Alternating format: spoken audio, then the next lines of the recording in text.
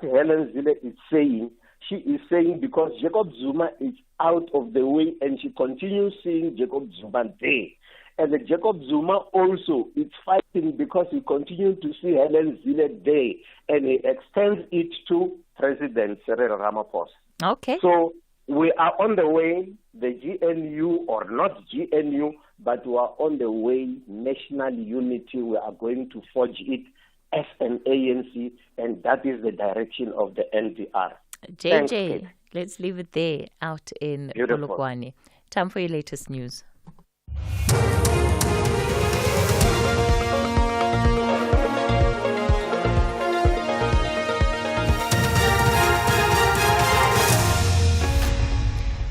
In our top stories, a Home Affairs official jailed for 35 years and independent probe into procurement of Telkom towers launched. Good morning.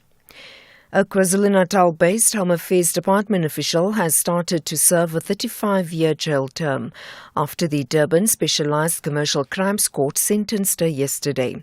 Investigations that the Hawks and department conducted found that Judith Zuma had been involved in a large-scale fraudulent passport scheme. She had apparently been aiding a criminal network at the Richards Bay Home Affairs offices. Zuma had paid South African citizens to use their fingerprints to get passports for foreign nationals. The Hawk spokesperson Philani Nkwalase. She was aiding a criminal network outside her jurisdiction at Richards Bay Home Affairs Office, exploited vulnerable South Africans by luring them with money ranging between 300 and 500 rand for fingerprints used to obtain illegal passports for foreign nationals. She pleaded guilty on all 1,159 charges. Police have arrested a 25-year-old man after being found in possession of counterfeit goods worth over 3 million rand in Overport in Durban. The KwaZulu-Natal spokesperson, Robert Nechihunda, says hundreds of high-end clothing labels and cell phones were found in the suspect's shop. He says investigations are continuing into the origin of the goods. Police also uncovered that the shop was just a front for the suspect's illegal cell phone trade. Hundreds of high-end clothing labels and cell phones were found at the storage facilities of the shop and were duly seized. Although the suspect claims that he gets his supply from Gauteng province, investigations are underway into the suspicion that the goods were illegally shipped into the country. The Public Works and Infrastructure Minister Dean McPherson has described as unacceptable spending over 200 million rand on renovating a building which has remained unoccupied. He was referring to the Telkom towers in the Pretoria CBD, which was procured in 2016 at a cost of 695 million rand to serve as the SAPS headquarters. Yesterday, McPherson conducted an oversight inspection of what has been described as one of his department's problematic facilities. He says he's launched an independent investigation into the procurement of the building. As the Minister of Public Works and Infrastructure, I will be referring the purchase of the former Telkom headquarters building in 2016 for 695 million rand and its subsequent renovation for 250 million rand for an independent investigation to provide me with recommendations within 60 days, follow the appointment of a panel on the necessary steps to address and remedy the situation we now find ourselves in. It is simply unacceptable that for the past 8 years, the building behind us and subsequently around us have been barely used and have been left vacant, allowing them to be vandalized and occupied by criminal elements. Opposition parties in the Eastern Cape Legislature says the Premier Oscar Mabuyane's plans to lift the province out of poverty is not clear. He delivered his address during the opening of the provincial legislature. Mabuyane touched on many issues that the province is facing, including unemployment. The EFF's Simtembile Madigizela says there's nothing new in his speech. The Premier hasn't spoken is satisfactory on what exactly this government is going to do as part of the intervention, ensuring that there is the elimination of poverty, there is a functioning infrastructure, even on the district level, there is also a sanitation that is handled effectively. As I'm speaking right now, most of the towns in this area of Alfred do not have water. There is no clear direction on how is it going to intervene on that. And finally, a plane carrying US detainees Russia released as part of a large-scale prisoner swap has arrived in Washington to rapturous applause from waiting relatives and friends. President Joe Biden and Vice President Kamala Harris are at the airport to greet the two American journalists and former Marine. The BBC's Will Grant reports. We understand that Evan Gershovich's mother knew about 48 hours ago, a little less, and so ever since then she must have had her heart in her mouth, because it's not entirely clear in those remaining hours if things will still go the way that you hope. Now, of course, it couldn't be clearer. They're back on US soil. That is the moment that politically the Biden administration wanted to see, but more than anything, the families wanted to see, simply be able to hug their relatives, hold them close and welcome them home, have them safe and back on US soil. Recapping the top story, a KwaZulu-Natal-based Home Affairs Department official has started to serve a 35-year jail term after the Durban Specialised Commercial Crimes Court sentenced her yesterday. Investigations that the Hawks and department conducted found that Judith Zuma had been involved in a large-scale fraudulent passport scheme. For SAFM News, I am Anne Musa.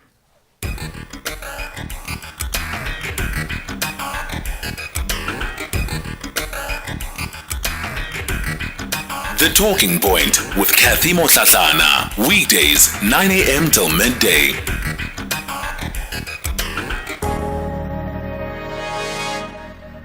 7 after 10 o'clock, welcome to the second hour of the show. Coming up in this hour, we're in conversation with Professor Tshepo Madlingozi. He's a commissioner at the Human Rights Commission and also quite an academic and scholar. So, thankfully, we've got somebody really smart who's going to help us make sense of the moment that we're in, especially in as far as it relates to racism and xenophobia and Afrophobia, and hopefully also then bring in the perspective of the organization that he's now with, which is the HRC. Before we get into that, your WhatsApp voice notes from the open line. Let's have the conversation. WhatsApp voice notes on 0614 104 107. Good morning, Cathy. You know, Cathy, it's neither here nor there. You know, what Yalanzela said, look, we all suspected what Yalanzela said. The thing is, she was just honest about it. You know, and what Fikile is blabbing, he's always blabbing. But the fact is that we have a diverse cabinet. And it seems like it's working, Cathy. Let's give the ministers a chance to do their work. You know, this thing about GNU coalition, it's debatable. But let's give the ministers a chance to do their work. It seems like they're hitting it off good. Please let us give them a chance. Thank you. Good morning, Cathy, and good morning to SAFM listeners. Look, Cathy, one thing that has been said by Helen Zille is that there is no unity. So why should we continue calling it a government of national unity when there is no unity? At least there is no unity between ANC and DA. Because Helen Zille is not speaking for herself. She is speaking for DA. And if she was not speaking for DA, I am sure by now DA would have done something about it. At least not for now. Thanks, Cathy. This is Luzuko in the Eastern Cape. Good morning, Katie, and your producer and all the listeners. I want to say this, man. ANC can leave former President Jacob Zuma in peace. Former President Jacob Zuma, he's an old man. They need to rest in peace. Please, ANC, just leave him. Thank you very much. I'm in Cape Town. Morning, Kathy. You know, listening to Helen Zille and what was happening during the negotiations, and the negotiations were going the way of DA, the rand was strong. But when the rand goes to the other side, the rand was weak. It leaves me with a question that I've been always having. Who's holding this rand? Who's this person that is holding the rand? I wonder. Patun, good morning, Kathy. Ke na le problem man ke. My concern about swimming here in South Africa. What's happening when coming to blacks on swimming? Because it's like, or maybe it seems like it's not a part of our democracy. Swimming reads and no, this one you can keep it as white. Please, man, we need black swimmers. Come on, guys. Thank you, Cathy. Have a nice weekend ahead. Bye. Clifford from Boroka. Good morning, Cathy and SAFM listeners. You know, I love this GNU. For the small parties, at least to have something to say, at least for them to taste to be in power. I love it, Kitty. I don't care whether other people feel like they angry, they are so. I love the GNU because of the small parties. Thank you, it's Lucy. #SAFM Talking Point. All right, well, let's get into our second conversation of the morning. Professor Tshepo Mohlahlana is a commissioner at the Human Rights Commission. He joins us for this hour as we take a look at the concerns that have been raised around racism, xenophobia, in our country, and perhaps really exacerbated over the course of this past week. Professor Mohlahlana, good morning to you. Thank you for your time. Good morning, and good morning to your listeners. The last time we spoke to you, you were just a regular academic, well, not quite so regular because you were already a professor by then, but you get what I'm trying to say. And since then, you've joined the Human Rights Commission. Congratulations. Thank you, Sis Cathy. Let's talk about what we have seen. As South Africans, we talk a lot, and in fact, other countries describe us as being a noisy democracy. That, we just, if we learned to keep quiet a little bit more, things perhaps wouldn't feel like they are as bad as we sometimes feel they are. And this week has been one such week in particular, because we are dealing with yet more reports of racism in our schools. And then there's this issue of xenophobia around a Miss South Africa finalist. That competition is going to be taking place in just a week's time. And South Africans are incredibly divided on what should happen with this contestant, and also what that means for us as a country, who we identify as South African and who we identify as not being South African. How do you make sense of this moment that we're in? Because while the two seem like they're separate, they are related in many ways. No, they are absolutely related. It's interesting that this happens in July, which is the anniversary of the 2021 unrest, which, as you recall, more than 350 people lost their lives. And that unrest, surfaced issues of social disharmony, issues of belonging, where people feel like, they don't feel like South Africans. They feel that they don't have a stake in the economy. They don't have a stake in the, in the nation. So, this is to be expected. We should be honest to say that, as South Africans, we have not done enough to dismantle attitudes and institutions that perpetuate racism and xenophobia. In fact, the starting point, Sis Cathy, is that South Africa is a xenophobic country and a racist country and a sexist country. That is just a fact. That's where we come from. After more than 300 years of colonization and apartheid. We should start there, to say, of course, now and then it will bubble into the surface. When we talk about racism in schools, it is not that racism is starting or is increasing. It is that the reporting thereof is increasing, of racism. So I think if we are honest that, you'll remember when I was here the last time we were talking about the national question. What is the national question? Who are we as South Africans? And how far has the national building project gone? So, we are a vibrant democracy. Public discourse is welcomed. Public discourse is good. People are allowed to ask difficult questions. But when those questions and inquiries, veers into the realm of xenophobia, tribalism, sexism, then it shows that we have a long way to go. Prof, you say that with a straight face. You say explicitly that we're racist, we're xenophobic, we're sexist, and we're tribalist.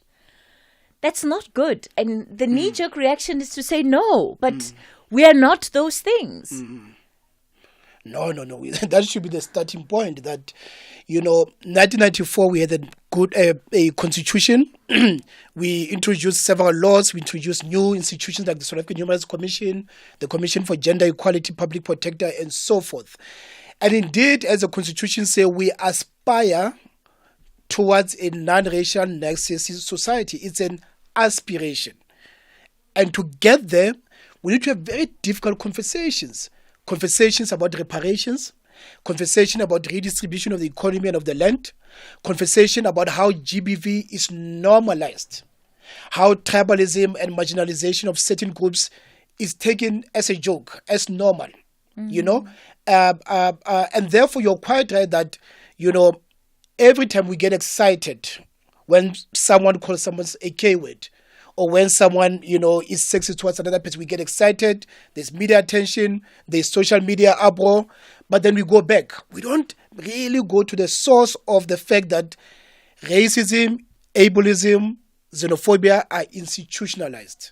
They're culturally embedded in who we are as South Africans, and that the TRC was a starting point, but that the TRC did not finish its job. And therefore, that while we have good laws, we've got a constitution, we've got institutions, we need to be honest and restart this question of the national question, as we, spoke last time, and this question of what does it mean to build a society where everyone has a sense of belonging.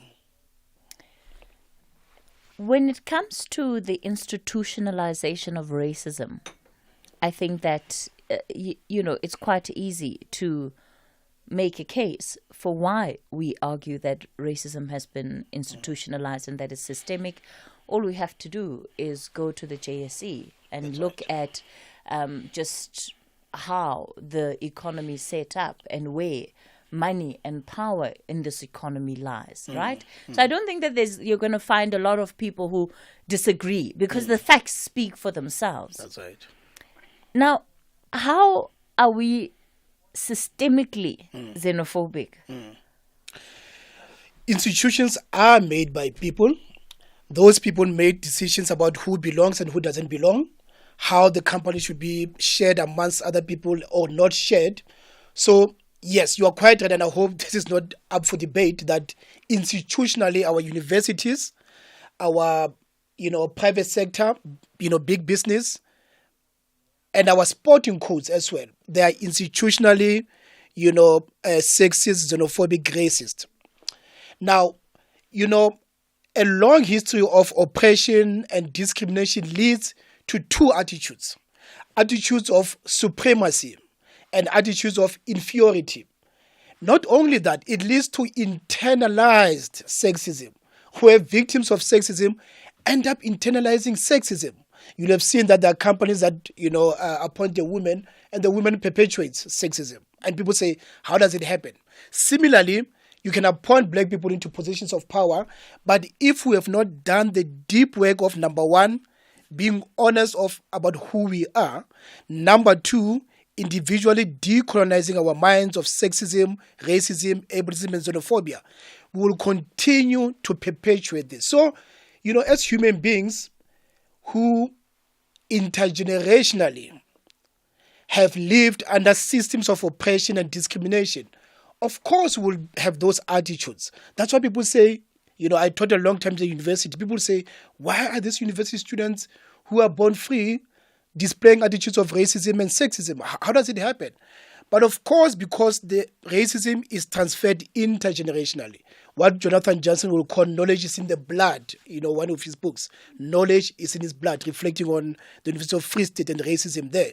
It shows that, a lot of work has to be done. That's why kids as young as 14, 13 will allegedly, have a play or a lesson where they sell their fellow learners as slaves in an auction, allegedly, 14-year-old, 15-year-old. So it shows that as a people, as a country, we have not done enough. How do you explain the fact that xenophobia is reserved for people of a certain race? and not for other people from certain continents. But it's really what you call Afrophobia. How do you explain that? It shows this intersection of internalized racism and internalized xenophobia, which ultimately leads to tribalism. That's why people will say to you, why are you here? Why are you not in the Free State? Or people say, why are you Tshepo Mohlahlana? And they ask all sort of questions, Good to ask, but, sometimes it veers into tribalism, So we will never dismantle racism, xenophobia and sexism unless we start from this very difficult starting point of looking at ourselves in the mirror and say, perhaps after 400 years, where TRC was only for 2 years and only for a select number of people, we have not done the work of healing. We have not done the work of decolonizing our minds. We're going to continue the conversation with Prof. Mohlahlana in a moment. The Serengeti, located on the northern part of Tanzania, bordering Kenya on the north and Ngorongoro in the south, home to the African Big Five and millions of zebras, birds and other predators. Serengeti 2 returns to the unspoiled corner of the Serengeti for more animal drama. There's humor, heartbreak and nail-biting tension as new characters move in and familiar faces continue their stories. Channel your inner adventurer with Serengeti 2, Sundays at 6 p.m. only on S3. Open up. So Sharon officing was telling me the way drip is so expensive these days. She's now waiting for her old clothes to come back into fashion. I say, Joza, while you're waiting, why not let your money do the things in a Nedbank Just Invest account where you can get your money after 24 hours notice? Oganchani, voiceman. In Jalo Mabel, you can earn up to 8.75% interest. Anyone can open an investment account via the Money app in under 2 minutes. See money differently. Nedbank. We're a licensed FSP and registered credit provider. Promo rates apply. Get ready for a theatrical experience like no other. Joburg Theatre and Theatre du Soleil's presents 1789, a gripping production that explores the dark side of power and corruption. Directed by Phyllis Klotz and Small Ndaba, with Joel Zuma at the helm of musical direction, this play will leave you on the edge of your seat. Don't miss this critically acclaimed sensation by securing your tickets now at www.joburgtheatre.com. The Talking Point with Cathy Mohlahlana. Weekdays, 9 a.m. till midday. We continue the conversation on The Talking Point with Professor Tshepo Mohlahlana, who is also a commissioner at the Human Rights Commission. And we are unpacking, the issues of racism, of xenophobia that we're dealing with as a country. And Prof. Mohlahlana has also brought into it sexism, and an important one to have and to look at, especially looking at the month that we're in our country, which is Women's Month.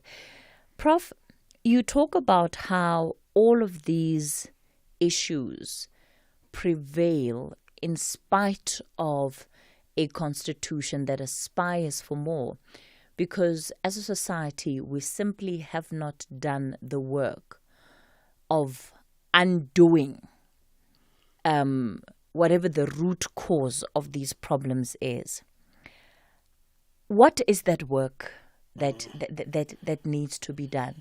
Because if you're talking about something that is embedded in our culture and therefore easily transferable to coming generations, what is it that I must look and identify as a problem within myself, within my community, and hopefully begin to change?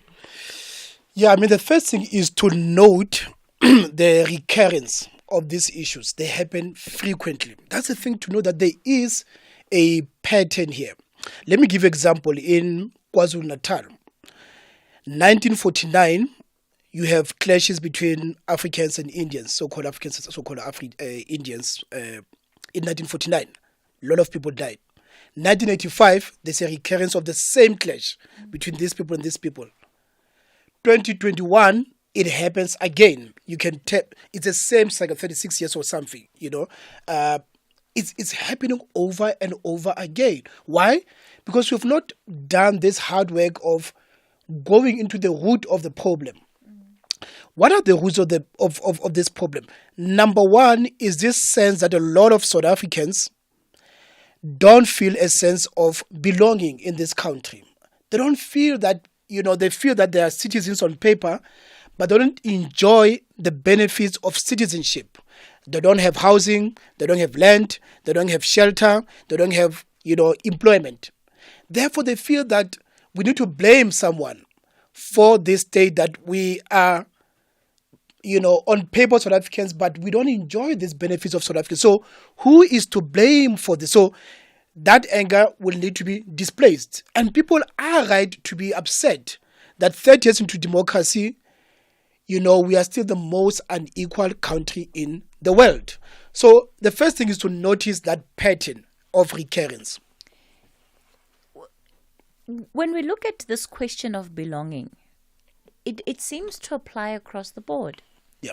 Black South Africans don't feel like they belong in South Africa.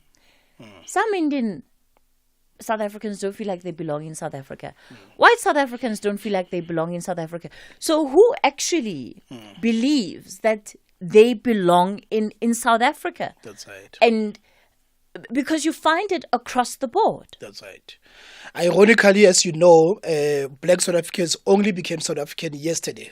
Only yesterday, right? We only became South African. Before that, your birth certificate, if you look at it carefully, will say, or or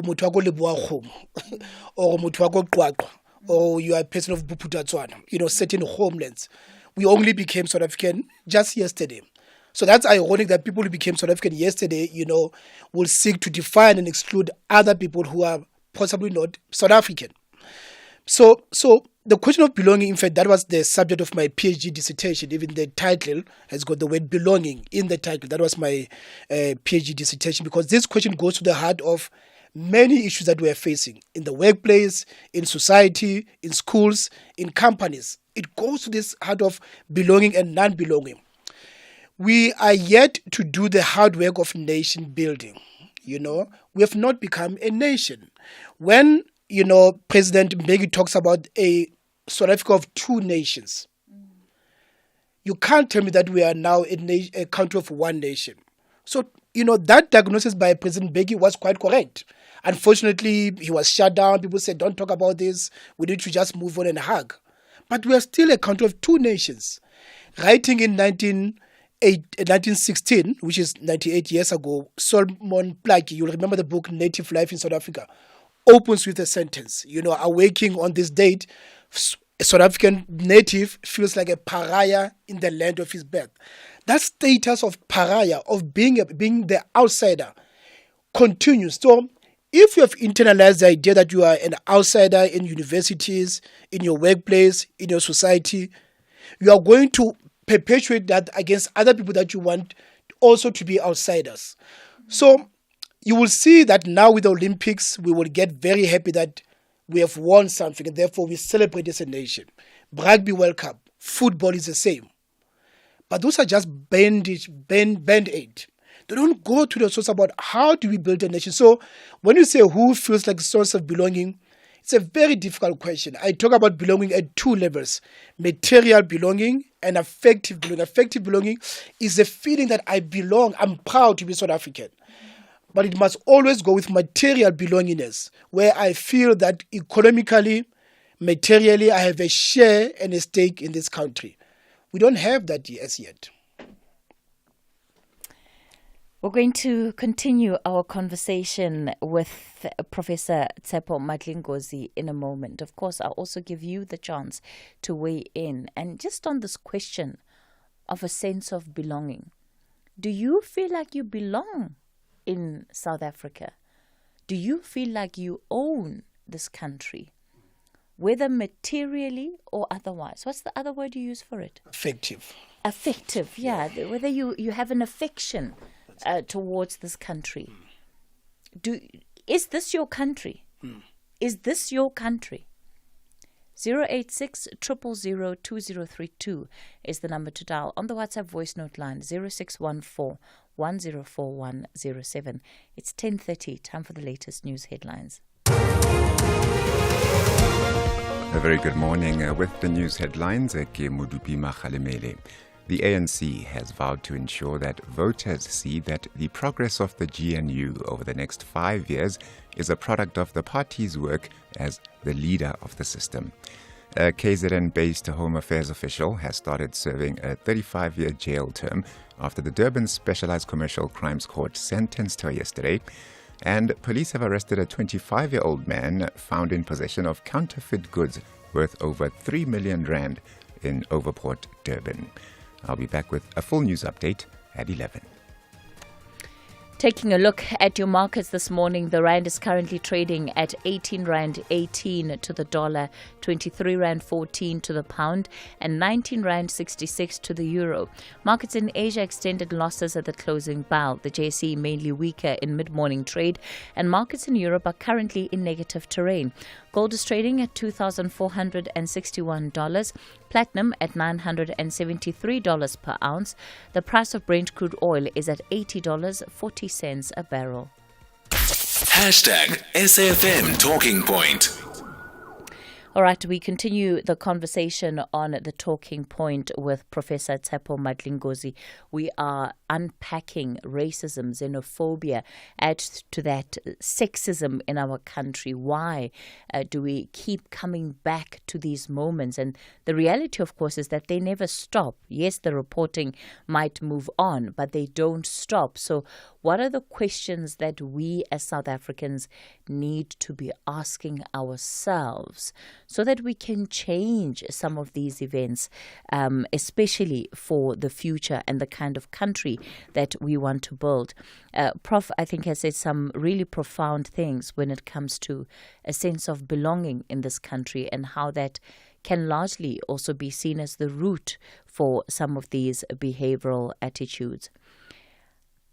How do we get, Prof, people to claim belonging in this country when right now migration is probably at its highest levels?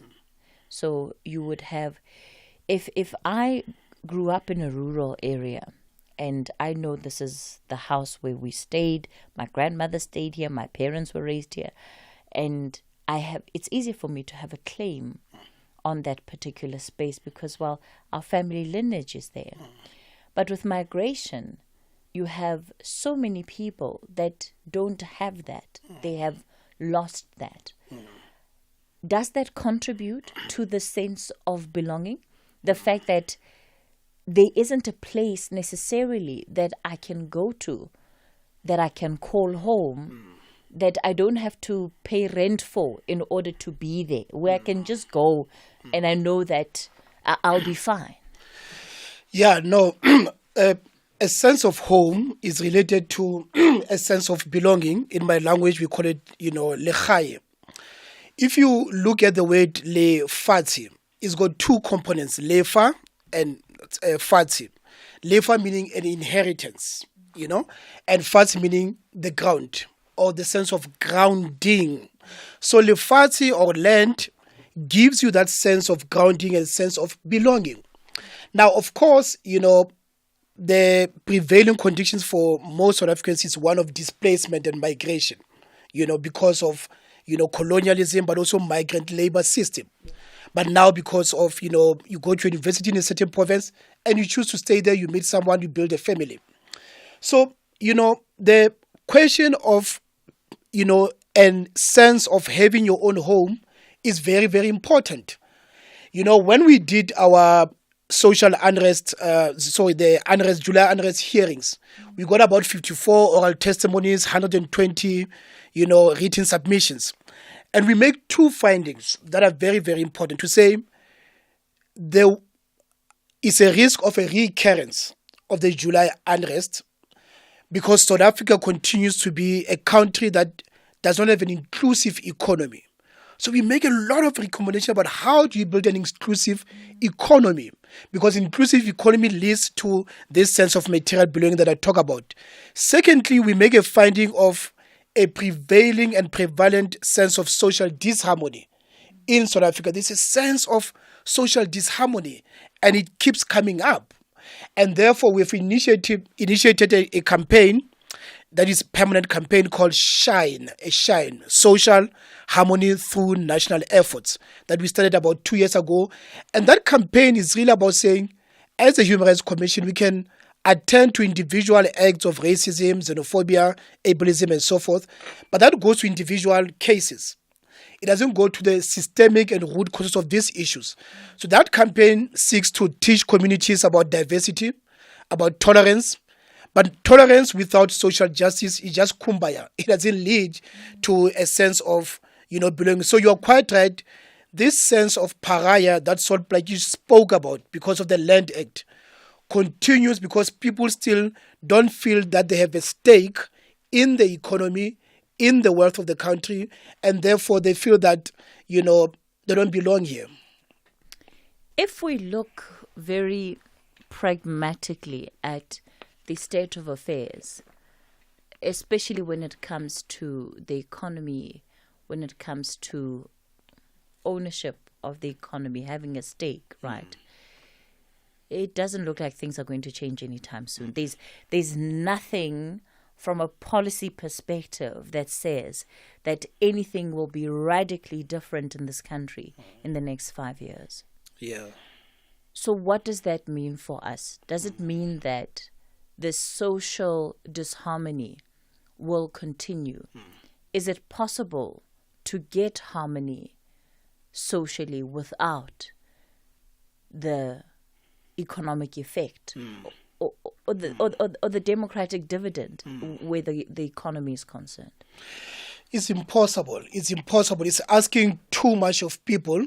You see this in workplaces where people say, come do diversity and sensitization courses and know about each other and like each other, but we don't share this company. So it is impossible.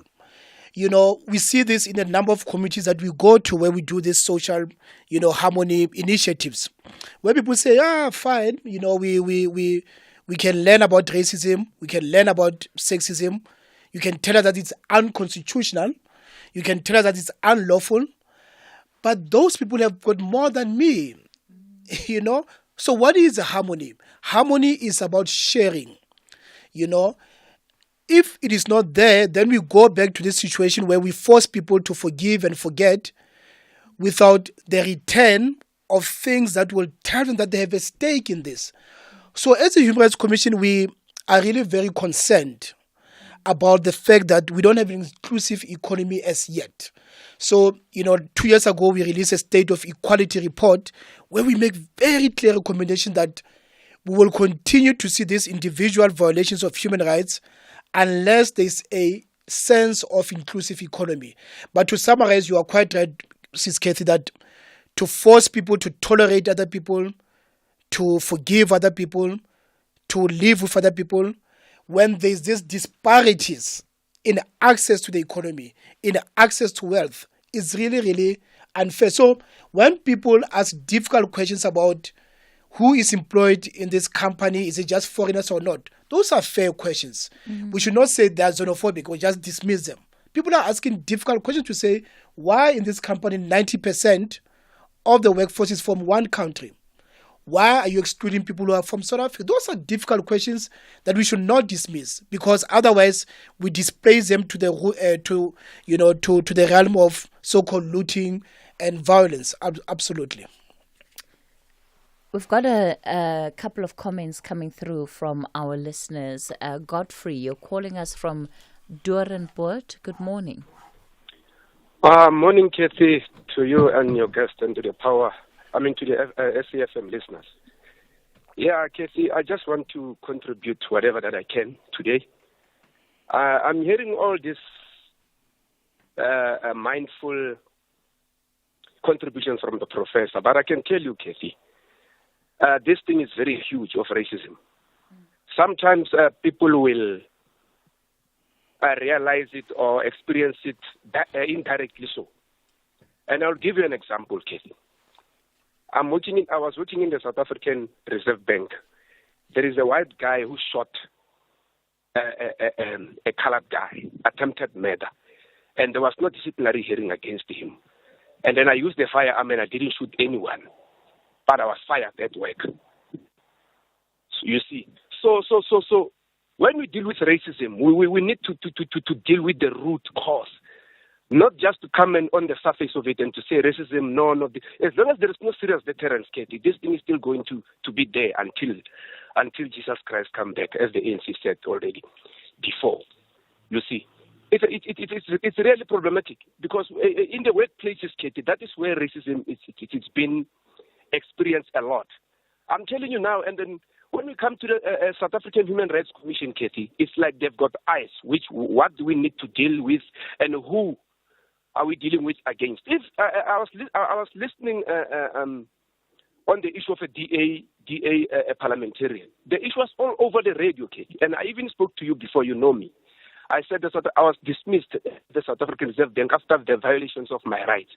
What I can tell you, Katie, now is very disturbing that the employees of the South African Human Rights Commission, I would say in particular, Zamantungwa Mbeki, I think you know her. She's a provincial head office of Gauteng. She's very reluctant to deal with this issue. I think there's a cover-up for Lesetja Kanya of the South African Reserve Bank. So when we're talking racism, we're talking all these things, but at the place, at the work, at the employment or the workplaces where we're working, and then it's not dealt with, we are going nowhere. Okay, Godfrey, thanks for calling in. And Godfrey, of course, speaking based on his own personal experience. That's why he's making that statement. Patrick, you're in the Northern Cape. Good morning. Hello, Ms. Cathy. Hi. Hi, how are you? I'm well, thank you, Patrick. Okay. I tried to call last time. I don't know if you remember. But I'm happy now the professor that I hope will listen to me very carefully. Okay. I'm here in the Northern Cape. This issue of racism, I listened from last week about the children and what, blah, blah, blah. Where we are now, the racism is too much. I were here in Springbok, a place they call Klein Sea.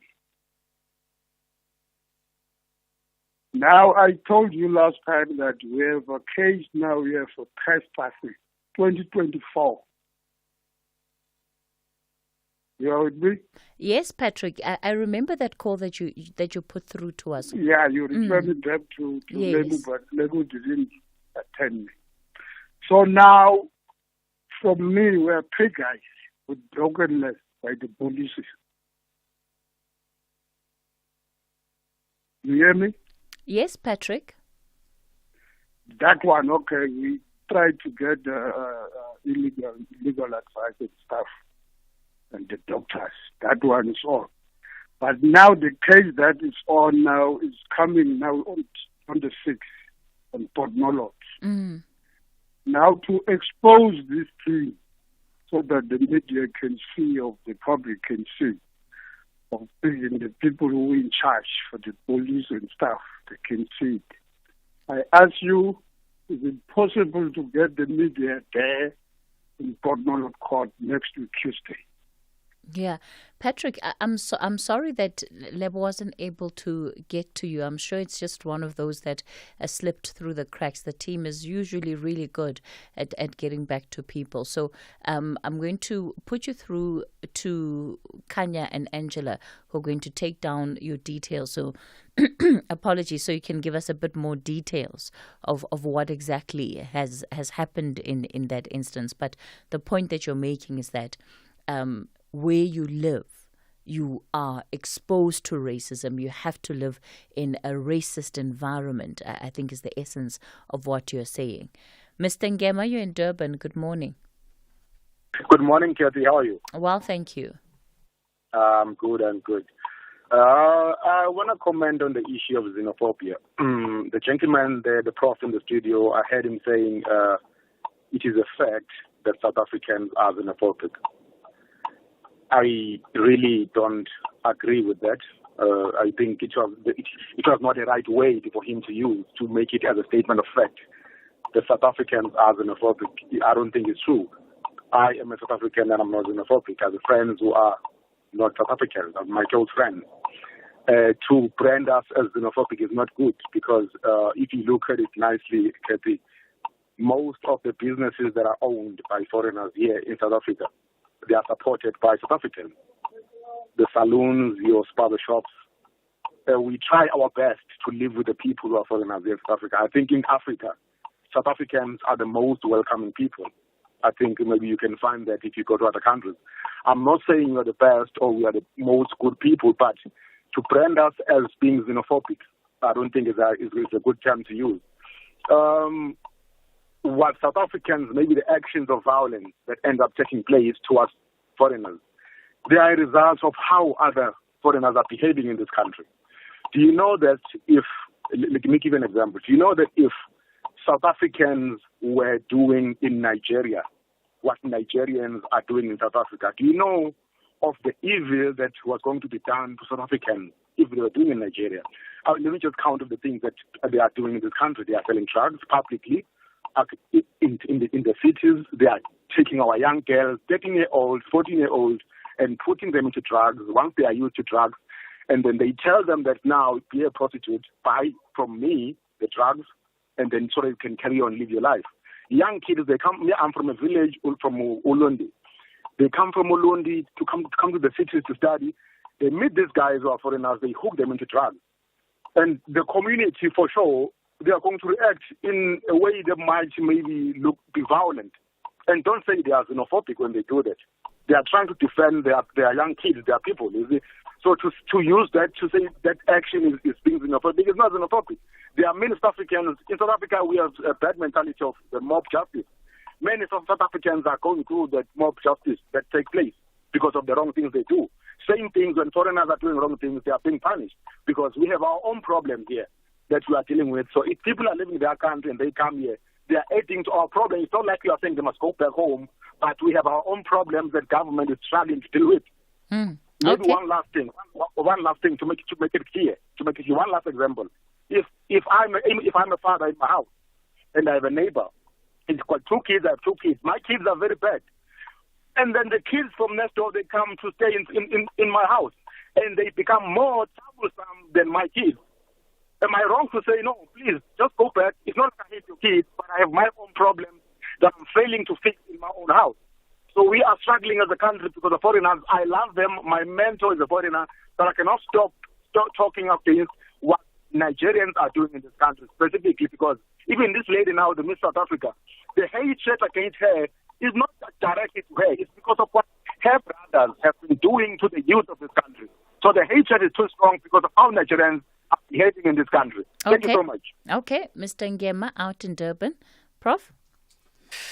Yeah, no. I understand what Mr. Ngema is saying.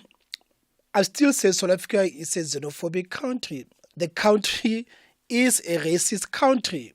The country is a sexist country.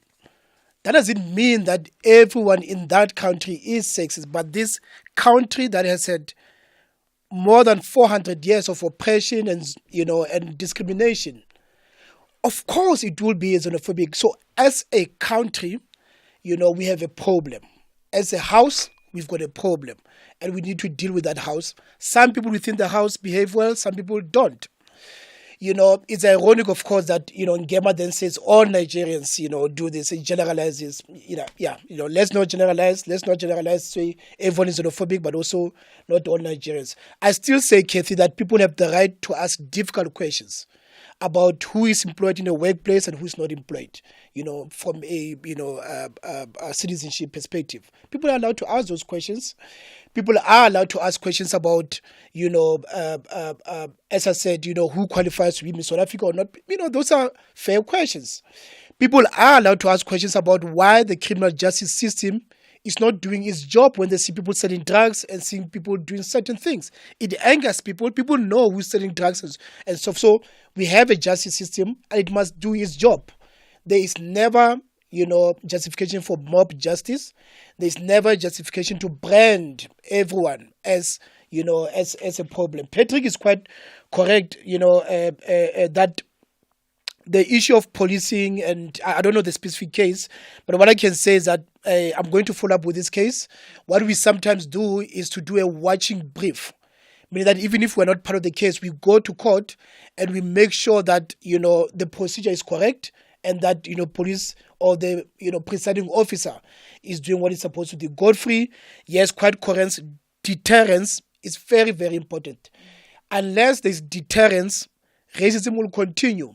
And as a Human Rights Commission, that's why we welcome, the Hate Crimes and Hate Speech Act, which lays out very, very clear deterrent measures, against this. Similarly, at school level, we welcome the Bella Act, and we really look forward to the President signing, the Bella Act, the Basic Education Amendments Act, because, it goes to the heart of some of these issues about how, at the school level, how people should behave. So, racism will continue unless we share the economy, we share, the sense of belonging, but also when things happen, there must be deterrent. There must be deterrence. We're going to continue the conversation with Prof in a moment. I'll also bring in your WhatsApp voice notes.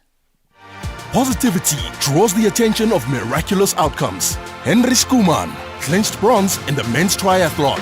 His chances of getting his hands on a medal seemed slim at the start of the Olympic Games Rio 2016. A serious chest infection almost diminished his dreams of partaking.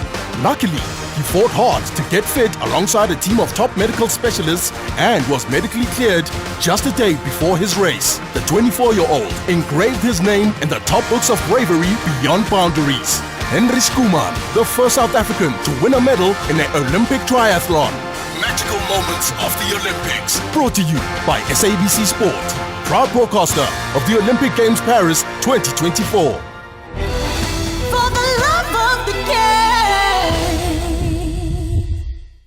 The world's best cooking show is finally here. MasterChef South Africa Season 5. You'll meet 20 talented home cooks from around Mzansi, noma uphumaphi, and no matter your favorite dish, see if the chefs can handle the heat in the kitchen in a race to be crowned MasterChef South Africa. Every Saturday, 7:30 p.m. only on S3 Channel 193.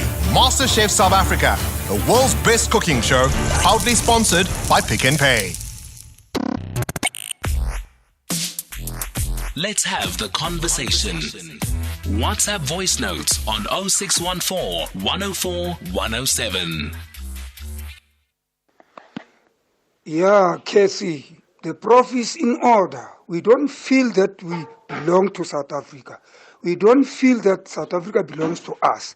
Hence, the development of anger against our foreign brothers, you see.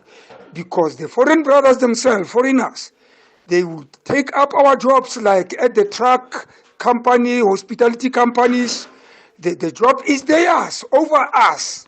He's in order. We don't feel that we belong here. This is our country. Charity begins at home. We must first feel happy and that we belong to this country before the other guys would come and claim that they belong to this country. Thanks. Willie and Kuma. Hi, Prof. Good morning, to the professor and Cathy and those guys. Yes, as you nail it on this topic, Prof. I would tell you that is that our people really we didn't enjoy. We're getting old. We're dying. We don't enjoy nothing of this wealth of this country, and it's sad. And I don't want to go to race and all those things. It starts with all of us, as you just explained us. But it's very, very sad. I'm a 36-year-old male, and even though I'm self-employed and I'm trying, and I'm trying, you go to places to help you and assist you. That's lots of papers, different words that you don't understand, that they put in there for you to not achieve by getting what you want, funds and stuff. But thank you for this. Good morning once again, Cathy.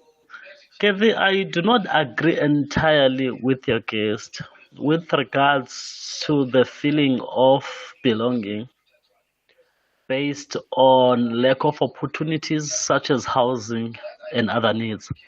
Why I'm saying that, America is facing the very same problems that we are facing. The very America, which is the richest country in the world. If you can look at Black Americans, the way they are not welcome or wanted in that country, if you look at Mexicans, they are not wanted in that country.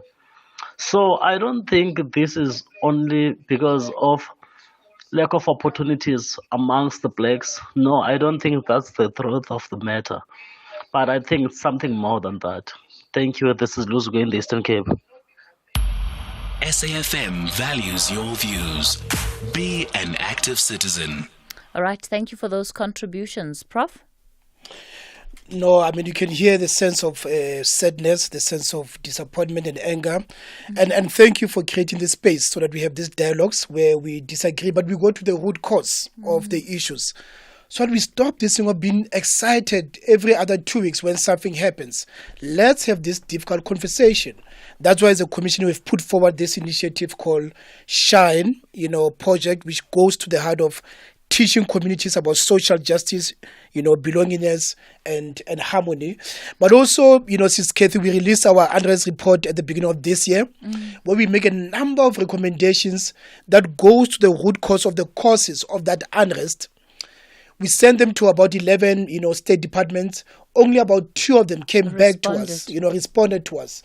And I'm saying this as a sense of, not as a disappointment, to warn that unless the state takes seriously our recommendations, there's a risk of recurrence, because we talk about, why did intelligence not detect these issues?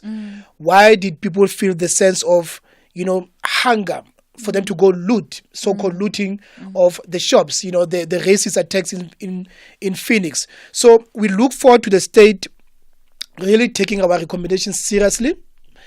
Because of course, if they don't, we reserve the right to go to court, because this is not one of those reports where we do a commission of inquiry, people come to us with good, testimonies, and then it just lies there. No, we don't do that, All right. So really, let's have conversations, but also let's have action, please.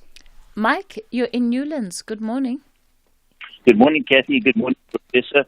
I want to generalize a little bit, but first I just want to give you a quote, Professor. I'm sure you'll know it. Thomas Sowell, he said, "The word racism is like tomato sauce. You can put it on practically anything, and then demanding evidence of it makes you a racist." And I think that kind of sums up where I am. I have to say that I do feel I belong in South Africa, and I do not think that the racism is nearly as bad as everybody professes it to be. I've traveled this country far and wide. I've lived in a few provinces, and I've stayed in some of the worst hotels and some of the best hotels. And I just don't see this racism. Mike, how would you know it? How would you see it? Are you black? How would you experience it? I'm not saying, Cathy, you have to let me finish. I'm talking from my personal perspective. As a white male? Exactly, as a white male, yes. But what I'm saying Mike, you can't say as a white male you don't see or experience racism in this country. I don't experience personally, and I don't experience other black people being racist. Mike, you as a white male who enjoys the benefits of privilege in this country are saying you don't see or experience racism and you don't think it's as bad as people make it out to be. Cathy, I mean, obviously, if I can't finish my point, then I'm stuck. So I don't know what to say now. What I'm trying to get at is this: I watched the Olympics last night. I didn't see any racism amongst the South African supporters. White swimmers, black supporters. I go to the rugby. I see blacks, whites, coloureds, Indians, everybody happy. I go fill up my car. The guys who fill up my car couldn't be nicer. I deal with people on all sorts of levels, as all of us do, on a regular basis. And I'm just saying, I don't see racism amongst blacks. I don't see racism amongst whites. I know I'm a white male, and that's why I'm calling in. Otherwise, the show would be a bit boring, wouldn't it? I'm just trying to tell you must be enjoying the bubble of your privilege, Mike. Maybe I am. Yes, you are. Cathy, not maybe you are. You are. You are enjoying the bubble of your privilege. But Cathy, where's the racism and the supporters at rugby? Don't you see any hope for our country when you see black and whites and Indians screaming for our team? Isn't that worth something? Mike, Today you have floored me, my dear friend. You have floored me. I am floored. Floored. I didn't want to floor you, Cathy. No, I'm floored. No. Professor, to answer my question. Professor, tell me, is there any hope for our country when we see race groups all supporting our team at rugby? Is that a good sign for us? Okay, Mike. That's a fair question. Okay, Mike. Prof? Now I don't have anything more to say. I'm going to give you a chance to respond and then we have to go to news. Now? Yeah. No, it's a difficult one because we should not dismiss people, their lived experiences. As a man, I can't say, in spaces where I move, those women don't experience sexism from me or from the institutions. The presence of negative peace where people coexist doesn't mean there's positive peace in a sense of, feelings of togetherness and belonging. So let's not confuse people being in the same space with the idea that there is a sense of social cohesion and social harmony. On that note, I'm ready for the next hour. Mike, I'm coming back for you on Monday morning. But for today, this is where we're going to pause it. I'm in disbelief. Disbelief. It's time for the latest news.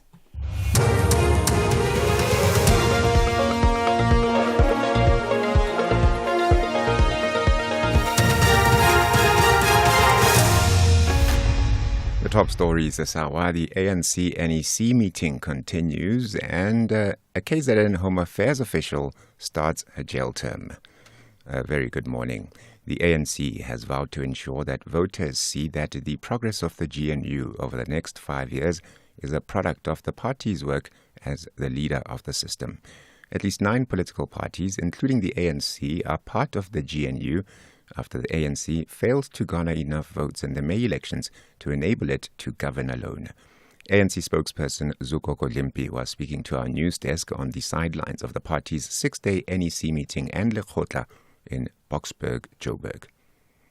All political parties at the end of this cycle will make an attempt to suggest that the progress in government is on the basis of their own intervention. So the electorate will have to make up its mind on that front. And the ANC is determined to build its organizational capacity to not only be effective in government, but to have South Africans understand that the progress they see is a product of the ANC's own action. I think the South African electorate is smart enough to know who's who in the zoo. I don't think there will be doubt who is in the Department of Trade and Industry. But the key task will be the capacity of the ANC to assert a permanent presence in public imagination and have ANC deployees asserting themselves as the leaders of government and being effective on that front. A KZN-based Home Affairs official has started serving a 35-year jail term after the Durban Specialized Commercial Crimes Court sentenced her yesterday. Investigations found that Judith Zuma had been involved in a large-scale fraudulent passport scheme. She had apparently been aiding a criminal network at the Richards Bay Home Affairs offices. Zuma had paid South African citizens to use their fingerprints to get passports for foreign nationals. Hawks spokesperson Philani Nkwalase. She was aiding a criminal network outside her jurisdiction at Richards Bay Home Affairs Office, exploited vulnerable South Africans by luring them with money ranging between 300 and 500 rand for fingerprints used to obtain illegal passports for foreign nationals. She pleaded guilty on all 1,159 charges. Police have arrested a 25-year-old man found in possession of counterfeit goods worth over 3 million rand in Overport, Durban. Spokesperson Robert Netsiwunda says hundreds of high-end clothing labels and cell phones were found in the suspect's shop. He says investigations are continuing into the origin of the goods. Police also uncovered that the shop was just a front for the suspect's illegal cell phone trade. Hundreds of high-end clothing labels and cell phones were found at the storage facilities of the shop and were duly seized. Although the suspect claims that he gets his supply from Gauteng province, investigations are underway into the suspicion that the goods were illegally shipped into the country. Arts and Culture Minister Gayton McKenzie has applauded ANC SG Fikile Mbalula for calling on the Home Affairs Minister to interpret the law regarding the nationality of Miss South Africa finalist Chidima Adesina. This as Adesina continues to receive backlash on social media for having Nigerian lineage and contesting in the pageant. Some people are calling for her disqualification. McKenzie says that if there is proof that Adesina is a South African citizen, he'll be the first person to apologize. I like what the SG of the ANC has done, Fikile Mbalula. He has called on the Minister Leon Schreiber. I'm doing the same. Sort out this matter. It's unfair for the young lady. It's unfair for the people that want to hear the truth. Just come out and sort out. And Home Affairs should tell us, is she South African? They should know. And that is my call today to the Honorable Minister. I know he's very competent. He must just tell us if the lady is South African or not. And the Women, Youth and Persons with Disabilities Deputy Minister, Steve Litsike, says it is unfortunate that the regulations in sports are not changing to meet the current era. This follows previous criticism and the World Championships banning of Algerian boxer Imani Khalif after failing testosterone and gender eligibility tests. Khalif was disqualified from last year's Women's World Championships for failing to meet eligibility criteria. She was, however, cleared to compete in this year's women's boxing. Litsike says the tests being performed on athletes violate their rights. World Health Organization have been moving with rules, but when you look at world athletic bodies are not even meeting the standards of World Health Organization. We've seen this. This is not new matter. It happened with our own very athlete like Caster Semenya in this regard. And the dignity of individuals is tested, but also the human rights of individuals who participate is also violated for that matter. The top story, the ANC has vowed to ensure that voters see that the progress of the GNU over the next 5 years is a product of the party's work as the leader of the system. For SAFM News, Modupi Mohlahlana. The Talking Point with Cathy Mohlahlana. Weekdays, 9 a.m. till midday.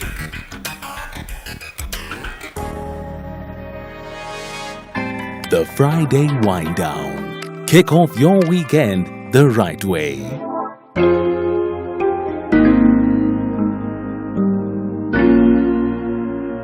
Clarity is clear to see.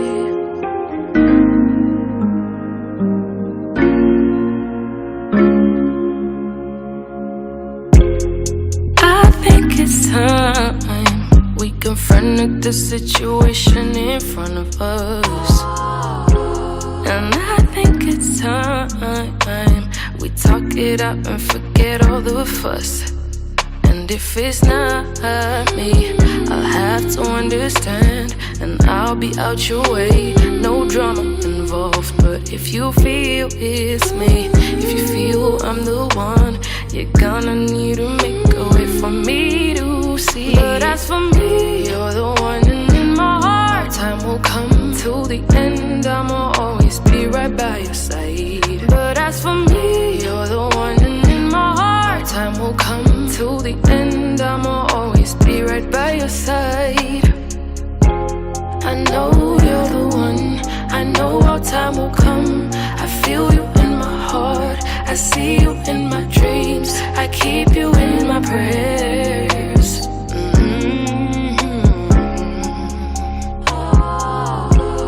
I think it's time you admit that I'm the only one for you, yeah. And I think it's time you let go of all your fears and just trust me, babe, 'cause I know you are. And I know this isn't what you're meant to do. You have pure intentions, what is the issue? So just open up and let me see inside. Maybe you should just put your pride aside. But as for me, you're the one, and in my heart, time will come till the end. I'ma always be right by your side. But as for me, you're the one, and in my heart, time will come till the end. I'ma always be right by your side.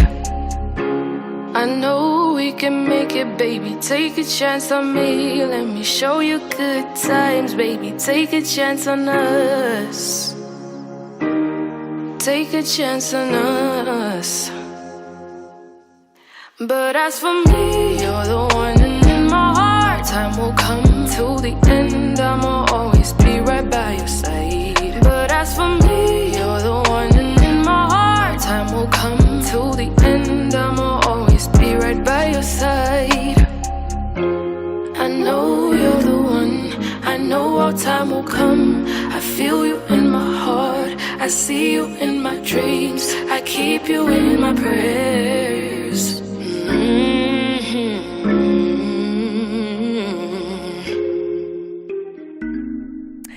She is undoubtedly one of South Africa's greatest exports. Our Friday wind down guest, Elaine Moyo, in studio with me today for the Friday wind down. Elaine, good morning to you. Good morning. Thank you so much for coming into studio. Thank you so much for having me. I'm so excited. Well, you don't look jet lagged. You don't look I like... am well rested. Uh-huh. I am excited. And I woke up very early to make it here to come hang out with you. So wonderful. I can't wait. I love it. You know, you have had such a journey, and you've been on such a trajectory as part of this group of young artists that have really looked at the music space, not just within the confines of this country, but the world is your stage, and you are actively building your career internationally, globally. Mm-hmm. What would you say the experience has been like over the last couple of years, especially given how much focus you've had outside of South Africa? Oh my goodness. I think I don't have a single word to describe the experience, but it's been extremely liberating, to say the least. I think music really gives me the platform to be free. And music is like my ticket, you know. The first time I ever saw the world to this capacity was through music. So you can imagine just the connection, the gratitude, and just the humbleness that comes with me being able to experience everything that my heart desires through doing the one thing that I love the most. So it hasn't been easy, but it's definitely been worth it. And it's been a journey that I've been so grateful to be on with my family, my supporters, my fans, and of course my country. My country has my back. So it's been amazing. We started off with You're the One because that particular song literally was on repeat on multiple radio stations all the time when it launched. Mm-hmm. How much of a change do you believe that song made for you for your career? It changed my entire life. I can't even remember what life was like before You're the One, before Elements. Literally, it feels like I just got ushered into this whole new universe, and I can't even describe it. It's been insane, but my life has completely changed, and what I'm happy about is that it's changed the lives of those I'm close to, you know, of the people that I love. So it hasn't been for me only, you know, it's really, really changed my community and the lives of people who listen, who support, and who are part of this journey. So part of what we do on the show is that we get to know and understand people a little bit better. So who is Elaine? Where do you come from? Tell us about your journey. You're still young, so let's find out a little bit about your upbringing. What has influenced you? What has inspired you? Okay, let's get into it. So Elaine Mohlahlana, that's my full name. I was born and bred in Pretoria. I've lived in Pretoria my entire life. My dad is from Venda, and my mom is from Soshanguve. So I spent a lot of my upbringing traveling between Pretoria and Venda, and the mix between the two cultures also played a huge role in just the way that I see the world and the diversity that comes in my music as well. I grew up obsessed with music, and you know what the best thing about my childhood was? It was the fact that my parents supported every single endeavor. From the get-go? From the get-go. I started singing when I was 6. I'm saying school competitions, talent shows, extra lessons, extra lessons. Sure. You know, my parents were front row at every single competition, no matter how big, no matter how small. They really were supporting me. The first time I ever got to travel outside of the country was for the 2014 Choir World Games. So I was in this choir, UPYC. Okay. And I was very young at the time. I think I was about 14, 15, one of the youngest in the choir. It was a youth choir. And so we made it to the World Choir Games. And I had never left the country before. My family had never left the country before. But my parents were like, you know what? We're going to make it. And you're going to go to the World Choir Games in Latvia. And that was my first time ever being abroad because of music. And it completely altered my brain. That's when I first saw the world and I saw the power of music. And it was so new, but it was so familiar because growing up, my dad used to play me all the best music. R&B, we used to listen to Whitney Houston, Phil Collins, Brenda Fassie, Lebo Mathosa, BB and CC Winans, like the list goes on. So my dad put me on to classics. I've always been curious because your story sounds a lot like what one would see on Idols, on The Voice, where you have parents pulling up these videos of their kids. Those are my parents. And they're like, you know, she's always been a singer, singing since she was born, you know, sang straight out of the womb. How did they distinguish that you were talented at the age of 6 versus just you liking music? What was it about you? Oh my gosh, I feel like I didn't give my family a choice. Honestly, I was like, guys, I'm a singer. Oh. Please refer to me as either Beyonce or Brenda Fassie, but that was just my energy. Wow. And there was so much conviction in me as a child that it was so undeniable, and all they could do was hop on the bandwagon and support. Really, I've never been in a situation where they were like, yeah, I mean, it's a cute little hobby. It's always been very serious for all of us. When we talk about musical training, that can be quite a lot, especially for a young child. Definitely. How did you get through that? So I never actually got any professional music training, but I was a part of a lot of programs that just gave me the platform to sing. Okay. I just really was interested in a platform to sing. So singing in choirs, singing in school competitions. I don't know how to play an instrument, you know, I don't know how to read music. So everything is ear-based and just natural, I guess, God's natural gift given to me. But even though I wasn't professionally trained, I practiced for hours. Yeah. And that was also a mental challenge that I had to come over, you know, because I also had to do my schoolwork. My dad is an academic. My mom was also very strict about books. So school was always a priority. But then having to really take the extra effort to do extra lessons, to practice more, you know, I was always the last one after rehearsals. I would do one-on-ones with the choir conductor just to make sure I'm really getting it. I would be auditioning for solos. It was insane. But I did a lot of extra work, even as a child. Do you remember what one of your first solo gigs was? Silent Night. I was singing Silent Night. Oh, that's so cute. Yes. We have the video. Yeah, my mom has the video. My mom has documented everything. So we have like VHS tapes of this whole thing unfolding. So shout out to my mom for really documenting. She's the best. But it was Silent Night. And I remember I stood up before my solo. So I got up before it was my time.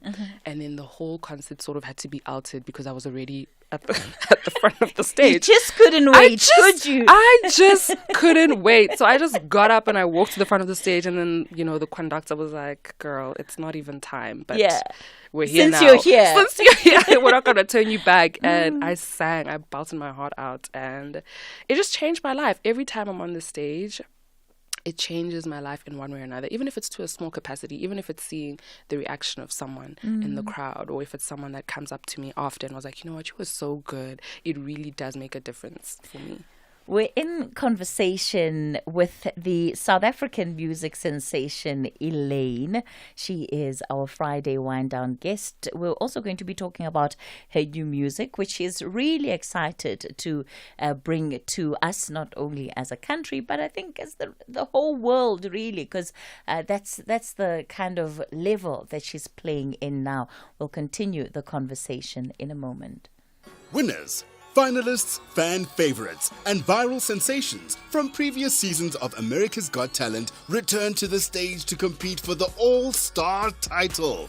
Join Heidi Klum, Howie Mandel, and Simon Cowell as they decide who is the best of the best. The creme de la creme, the top dog, is in Chamatota.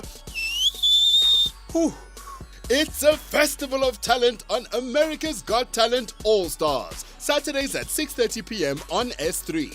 Channel your best entertainment with America's Got Talent All-Stars. Only on S3. Open up.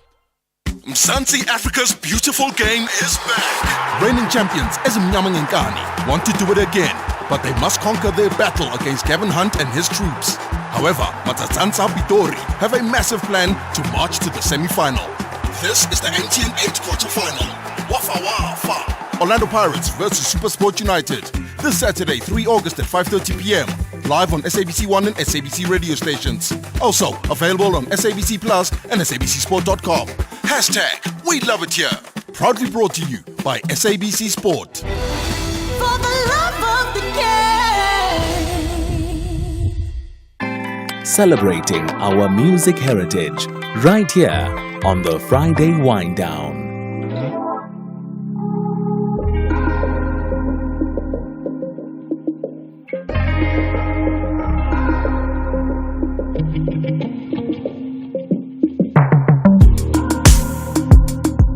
Baby, take my hand, hold on tight, don't be scared, it's alright, baby. You should live inside of your moment, let go, just be yourself, baby. All eyes locked on you, are they seeing what I'm seeing, baby? Like diamonds flashing lights, your aura is so bright when I'm near you, baby. I don't wanna stop your shine, I love it when you shine. Yeah, I just hope they know you're mine. When they see you shine, like the sun in the sky and the moon at night. I don't want you to hide it. Go ahead and let the world see you glow, baby.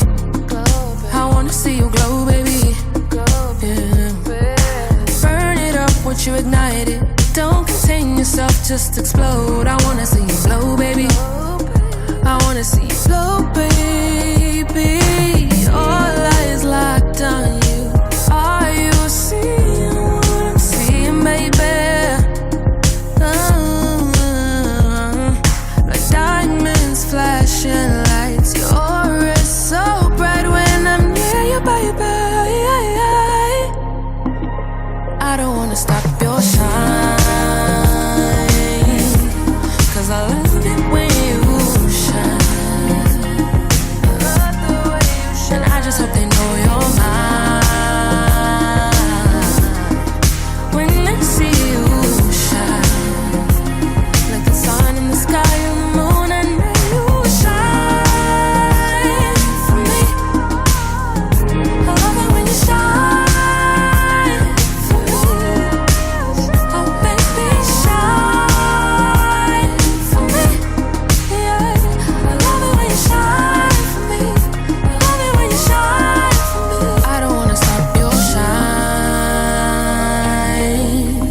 I love it when you shine. I just hope they know you're mine. When they see you shine, like the sun in the sky and the moon at night. Hi, this is Cathy. You know, when your the last hour of your show started, I was listening to the song and I immediately called my better half, my lady, and I was telling her, hey, lockdown was such a challenging time, but a very necessary time for some of us, because we started seeing each other and were forced basically to live together during that lockdown period, and that song will always have a special place in our hearts. Thank you, Elaine, and good luck with the future. Isn't that lovely? Oh my gosh, that is so sweet. I've got another message here. It says, "Hi, Cathy. Word. Your guest, there's a song I like by Coco SA featuring Elaine and Blackie. Losing My Mind. Didn't know Elaine also makes house. You're an amazing vocalist. Appreciate your music." Thank you, babe. That's actually, it's not even out, so I wonder where she got it. It's not like on streaming platforms. That means she's a real music lover, so that's fire. Not a lot of people know about that song. And I want to talk about, by the way, you're venturing into the house, Amapiano space. My branching out. Let's talk about life in the US. You made the move? It was during the pandemic, actually. So my project dropped in 2020, and then in 2021, mid-pandemic, I was mostly in the States to record the debut. What fueled that move? I know that you were getting lots of calls from international. Oh my goodness, my companies, phone was ringing off the hook. But at the time, I signed to a record label, Columbia Records. And, being in South Africa and having a team abroad, the time difference, just the overall flow of creating, it was really difficult. So we were like, okay, cool. What do we need to do to really put this album together? Can we get you here? There's a pandemic. So I had to quarantine in Mexico for a couple of weeks. I'm not kidding. So I had to be in Mexico first for a couple of months in order for me to actually make the move to the US. And then I got to the US, and then I was just in studio cooking. That must have been a difficult time. To be honest, it was one of the most difficult times in my life. Yeah, it was really difficult. Not only because of the fact that there was a global pandemic and I had to leave my family halfway through it, but my mom at the time was still a full-time nurse. So it was very, very scary because obviously she's an essential worker. But even just the emotional support, physically having family, even friends, anyone, I was really alone. I didn't know anyone in the US at the time. So it did a lot to my mental health, which wasn't good, but it was also an eye-opener. I think the pandemic for everyone affected everyone in different ways, but for me specifically, it was my mental health that I really had to take extra care of. And I just found myself in studio singing 24/7, and that was sort of like a healing experience for me. So I'd be like sending my mom and my dad songs like, listen to what I made today, I miss you guys so much, what do you think? So we bonded, but it was tough. The pandemic was really tough. So when I hear my supporters and my fans talking about how my music got them through that period, they have no idea what they got me through just supporting me and listening, so I'm thinking about the experience of moving to any new place. And I was 21. You were a baby. Well, you still are. You pretty much still like are. I'm such a grown. No, you're still practically a child. But the one thing that people want to do when they move to a new place is to try and set down roots as quickly as possible. So you want to meet other people, find out who's who can you quickly have a connection with, that, you feel that sense of being safe and navigating your way through a place. Yeah. So to be in Mexico and then under quarantine, to move to even more quarantine. It was insane.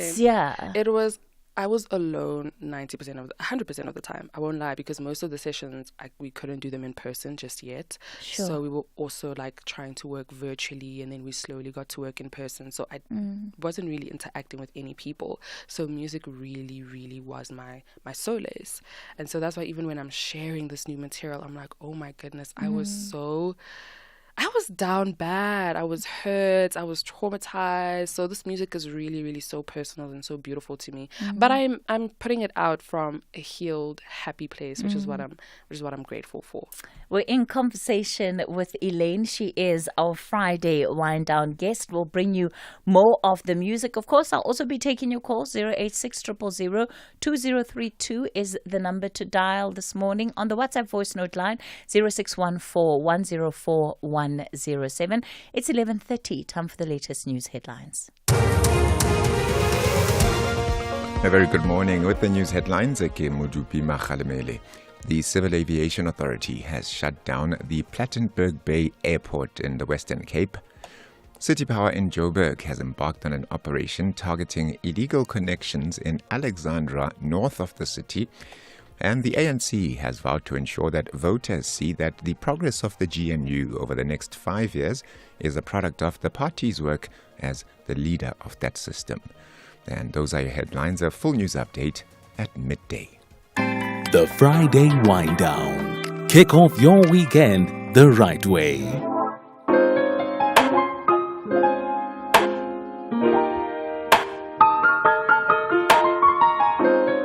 You act like you don't wanna be tied up, but every time I go, you still act up.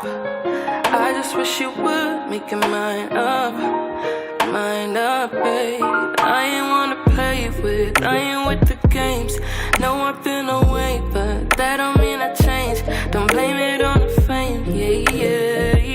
Cause it's always been the same shit. Oh, but I'm still human, babe. I wish things stayed the same.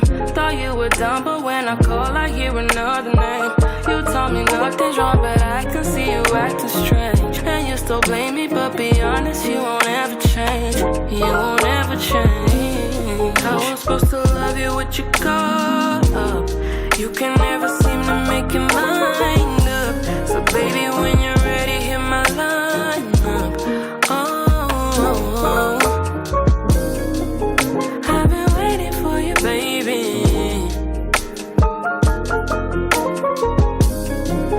Won't you come over, baby?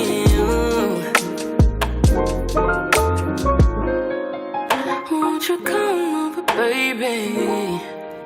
Cause you got me going crazy. I've been tripping on you lately, and you cause me so much pain, but I love it, I love it. I got it ready for you, babe, if you want it. Yeah, I said it, you won't regret it. I've been waiting for so long, so let's get it. I don't need nobody else but you, baby. Every time I'm on the road, it get too crazy. Can't worry about these other girls, they don't faze me. But don't test me, I might just leave. I was supposed to love you with your guard up. You can never seem to make your mind up. So baby, when you're ready, hit my line up. Oh. I've been waiting for you, baby.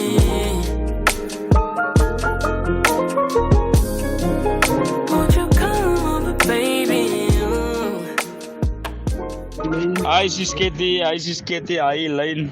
Yes, sis. I never knew that this was a South African. But yeah, I'm proud, man. I'm here from George. I'm colored, but I love this lady's songs. And yeah, we hope you good adventures in the future and you go well. Thank you for this song, the Sign one, and the other one as well.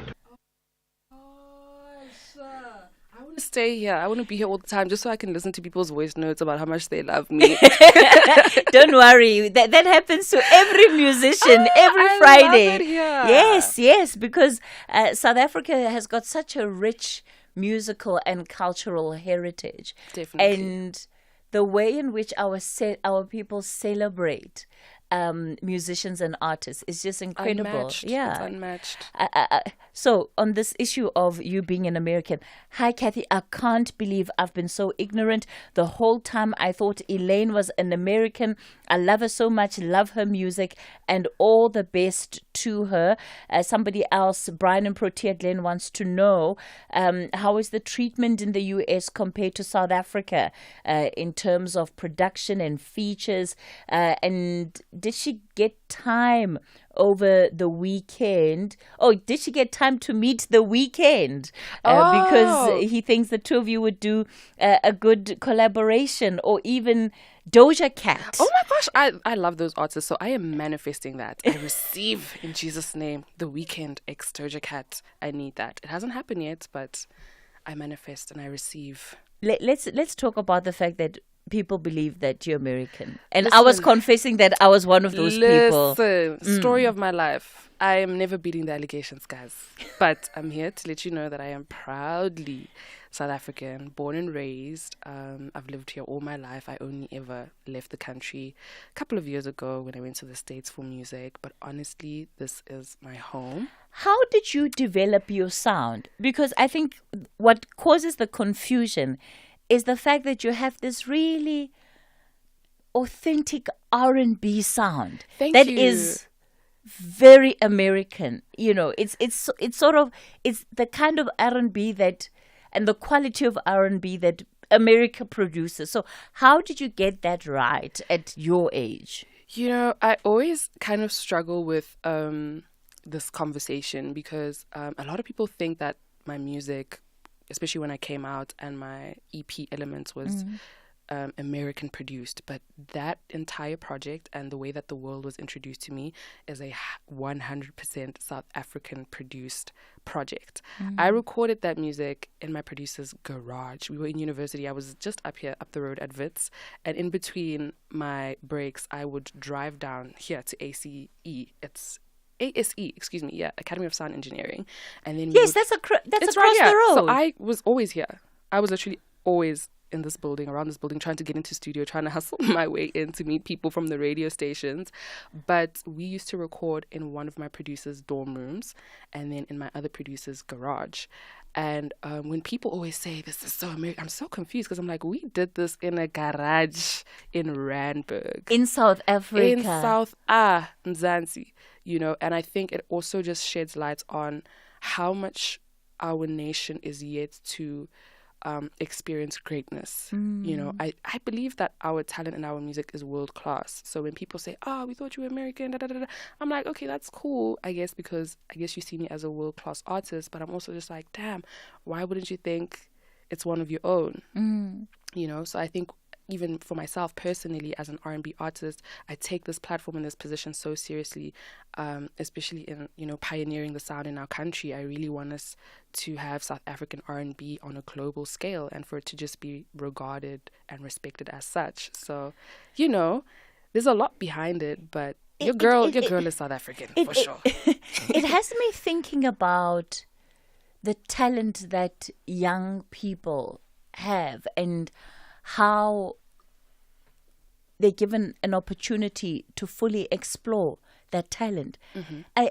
Listening to the story of you recording this album that literally went global. I kid you not. And the fact that it was recorded in somebody's garage, it reminds me of a lot of another South African sensation that has, now become an international sensation, which is Tyler. 100%. Because she's also a young person whose story is very similar to your own story. What is it that perhaps makes it difficult, I think, for you as young artists to be able to actually get the kind of support that would give you what you need without having to go to the US? Oh my goodness. Every day I'm still unpacking exactly what you're speaking about because even when I released the project, I was an independent artist. I had about 700 followers on Instagram, which was a private account. I was a student. I didn't know anything about this life. And I had about 300 followers on Twitter, roundabout. And what happened was I just randomly dropped the link to this project on a random Sunday evening, and I switched my phone off because I was just upset. I was like, this is not the rollout that I wanted. There was just a lot of things leading up to the upload of that project that I was just so upset about. The next morning I woke up and I was number 1 on the charts in the country. I had Apple Music calling me, telling me, listen, did you hack our systems because we've never heard of you, you've never dropped anything before, but you're number 1. Do you know what I mean? And now actually I'm releasing this album independently again. I'm an independent artist again, and I think it is when you touch people, there's just no denying when people have been touched by music. And I always ask myself what it is that touched this nation so deeply in my writing, in my crying, in my singing, that it allowed me to cross over so organically and so naturally. I had no management, no team, no label at the time, but people from all over the world were trying to get a hold of me. And I think it just goes to say that even for artists that are listening, that are following my journey, you don't need to bend over backwards for validation from the world. The world is very much aware of what South Africa is doing, and South Africa is very much, in my opinion, the face of global music. And that's because of many things. Number one, Amapiano has crossed over so beautifully, but again, it was a community effort. South Africans are posting, South Africans are reposting, South Africans are filling up the shows, South Africans are supporting their own. And it's such a breakthrough for our country because I think we are seeing music cross over at such a rate that we've never before. And you don't need to be signed. You don't need all of these pre-assumptions that people in the music industry make you believe that you need. This is me speaking from my perspective, and I speak for myself, you know. But I think the minute artists and even ourselves as a nation start to understand and respect our greatness, then the world follows suit, genuinely. And that's just been my personal story of how it happened for me. It means something to hear you say that, because as somebody who was signed to Columbia Records, that is what many artists would want. It's what many artists would dream of. Definitely. What would you say the realities of being in this in that moment and then coming back to where you are now? So I think the thing about major labels specifically is that remember, at that time, I'm just a 20-year-old girl from South Africa. Yeah. So there's a major label that is approaching me and they're like, we love you, we're interested in what you're doing, we see the community that you've built, we see the momentum that you have off of your own independent endeavors. We would like to contribute and add to that. It's a partnership. Do you know what I mean? And so for me personally, I completely value my partnership and my relationship with Columbia, even though we're not together anymore. But just for the sake of who I am, what I believe in, and how I want my story to be told, it's more so a God thing than an orchestrated one. Do you know what I mean? And I think that's where we just sort of were like, you know what, Elaine, you're great. You know, we've done what we can. Here's the music. Do your thing. But moving forward, be free, girl. Do your own thing. I think the system works for some artists, and for other artists you sort of have to find your way and, you know, figure out platforms that make sense to you. I think every artist is different. Lots of pressure, I imagine. A lot of pressure and a lot of rules, if I can put it that way. You know, when I was independent, I can wake up and say, I want to drop my song this Friday. You know, when you're at a major label, there's so many steps that you need to go through before your song can even see the light of day, you know. So just those little systems that, for me personally, I don't think I was at the stage where I was able to completely follow suit. I'm a rebel. If I say the song is hot, I want to drop it now. Come on, guys, let's drop it now. You know, I'm like that. I live life on the edge. Meanwhile, you've got 20 executives that still need to approve. It's crazy. And they don't agree. You know, and they're like, no, can we tweak this? Can we change that? And of course, I value their opinion because, you know, they're on the different side of the world. But like I said, I'm not bending over backwards for the world. You know, if you rock with me, rock with me. But this is where you'll find me, and this is how you will find me, you know. A Friday wind down guest. What experience, hey? And you're only, 24 years old this year? I just turned 25 this year. 25! April. She's only 25 years old. Can you believe it? And yet, just such a depth of experience that I think is really going to serve you well. It has been. In the rest of your career. Thank you. I want to bring in some of our responses from our listeners this hour. I also want to bring you more music, and then we have to talk about Amapiano, because I don't know how I feel about this, Elaine. You're 25, I know, but I don't know how I feel. Okay, we'll talk about it. I'll reassure you. Okay. Good morning, Cathy. Good morning, Elaine. Wow. What a talent. We are so proud of you, Elaine. I mean, you are giving us music for the soul. That's music for the soul right there. May God bless you and, you know, make us proud, raise our flag. We love you, girl. May God bless you to give us more and more of your God God-given talent. Wow, wow, wow. Thank you so much. Keep it up, girl. I'm really gonna cry. This makes me so emotional. Thank you so much. I love you very much. Don't worry, we've still got lots more. I want to pour my heart out to each and every one of them. But God bless you, sis. Thank you so much for your support. I really write my music for women like you. You know, I'm always in the studio and I'm like, damn, what do the girls need? What do the girls need right now? So hearing this really just reassures me so much. And I love you guys. Thank you. Hi, Cathy. I was introduced to Elaine's music by my daughter. Yeah, I must confess, I also thought she was an American. I didn't think she was South African. And she makes nice music. We love her. Georgina Tridgeville. Cathy, thank you for Elaine. The first song which my wife dedicated to me. This is the first song that she played for me. We take it as our song. And I just did a voice note when it played to her. Oh my Thank you very much. No ways. Hi, good morning, sister. Good morning. I have to say I agree with the colored guy from George. I'm a colored guy from Mossel Bay. And I have to say I love this radio program. I love the radio station, and I love that lady with a beautiful voice. And all the best for her in the future. She sounds still very much young, so she has a bright future ahead of her. Thank you so much for the music. I'm so honored. Good morning, Cathy. Good morning, Elaine. Good morning to your team and the loyal listeners across the country. My question to Elaine is, would she probably consider having a collaboration with Nasty C? Because she seems to have a very good taste, especially when it comes to the beats. What might be her secret? Who is behind the beats? It's Bramoro in Bloemfontein. Who is behind the beats? I love that question. Oh my gosh, these voice notes are amazing. Thank you, everyone, for just sharing so much love and light and pouring into me.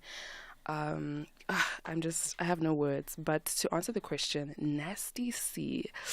Okay, Cathy, because I love you and this is a special moment because, you know, my single, I'm gonna give you an exclusive. But, you know, Nasty C and I have been in the studio a couple of times, so we do have music together.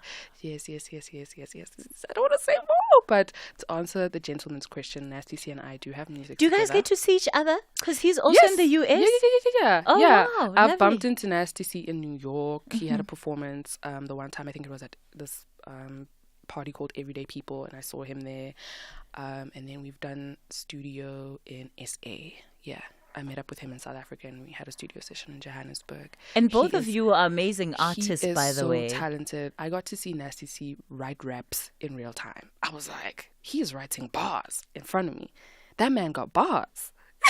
So, he really does. So when is it launching? I think is what the listener also wants to know. I don't want to, share too much. Okay, but this at least is the give us a hint. This is this is the year of music. I am giving you guys all the music this year. So let's talk about your new project. I'm looking forward to you and Nasty C, of course. Yes, I think that's incredibly exciting. Thank you. And South African artists again who global South African artists, and you guys are you're showing what a new generation is able to do, and you're using every single opportunity that is given to you or that you're creating for yourselves 100%. to its maximum. 100%.